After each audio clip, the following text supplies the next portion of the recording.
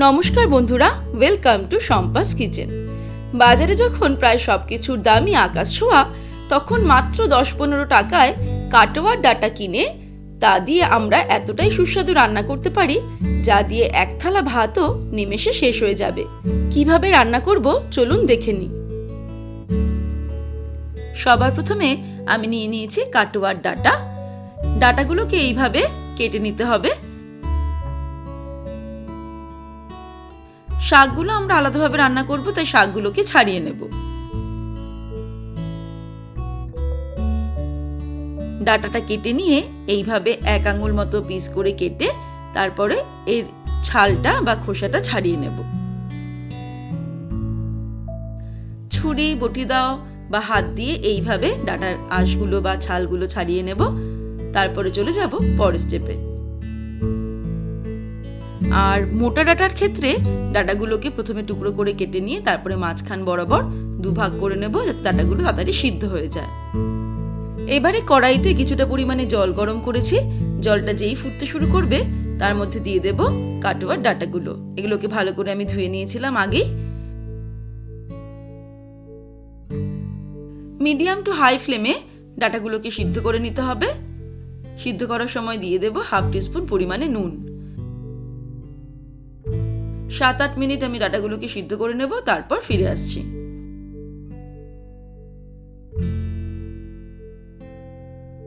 সাত আট মিনিট আমি ডাটাগুলোকে সিদ্ধ করে নিলাম। এখন কিন্তু ডাটাগুলো পুরো সিদ্ধ হয়ে গেছে, এই দেখুন।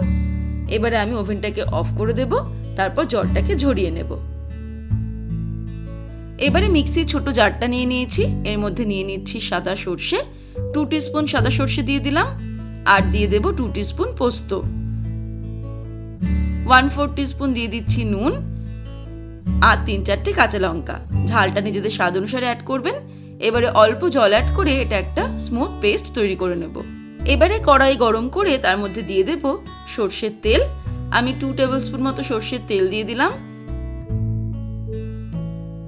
ফোড়ন দিয়ে দেব একটা শুকনো লঙ্কা আর সামান্য পরিমাণে কালো জিরে। ফোড়নটাকে ফ্রাই করে নেব মিডিয়াম ফ্লেমে 10 থেকে 15 সেকেন্ড। তারপরে এর মধ্যে দিয়ে দেব সিদ্ধ করে রাখা ডাটা। দিয়ে দিচ্ছি 1/4 টিস্পুন হলুদ গুঁড়ো আর 1/2 টিস্পুন পরিমাণে নুন। তারপরে মিডিয়াম টু হাই ফ্লেমে ডাটাগুলোকে মিনিট 2 ফ্রাই করব।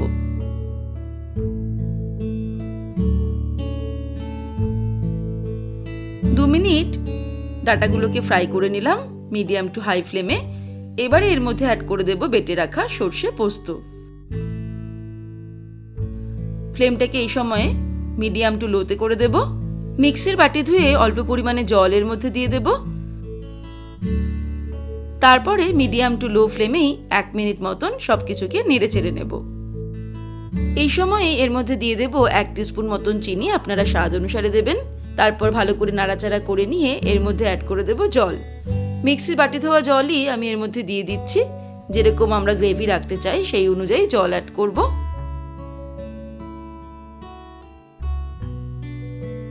জল অ্যাড করার পর ফ্লেমটাকে হাই করে দেব।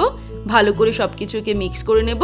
তারপরে যেই ঝোলটা ফুটতে শুরু করবে ফ্লেমটাকে একদম লোতে করে 5 মিনিটের জন্য এটাকে ঢেকে দেব। 5 মিনিট পর ফিরে আসছি। 5 মিনিট হয়ে গেছে। আমাদের কাটোয়ার ডাটা প্রায় রেডি। এইরকম গা মাখা গ্রেভি কিন্তু এই রেসিপির জন্য একদম পারফেক্ট। আমি ফ্লেমটাকে একটু বাড়িয়ে দিয়ে মিনিট খানেক আর একটু নাড়াচাড়া করতে করতে রান্না করে নেব। আর এই সময় টেস্ট করে দেখে নিতে হবে নুন ঝাল মিষ্টিটা ঠিক আছে কিনা। ব্যাস 1 মিনিট মতন আমি রান্না করে নিলাম। এবারে ওভেনটাকে অফ করে দেব। এবারে গরম গরম এই কাটোয়ার ডাটা চচ্চড়ি গরম গরম ভাতের সঙ্গে সার্ভ করব। তাহলে দর্শক বন্ধুরা, আজকের এই রেসিপি আপনাদের কেমন লাগলো আমাকে ভিডিওর নিচে কমেন্ট সেকশনে কমেন্ট করে জানাবেন। ভালো লাগলে লাইক করার অনুরোধ রইল। আর বন্ধুদের সঙ্গে কিন্তু অবশ্যই শেয়ার করুন। ভালো থাকবেন, সুস্থ থাকবেন। আমি আবার হাজির হব নতুন নতুন রেসিপির সঙ্গে। নমস্কার।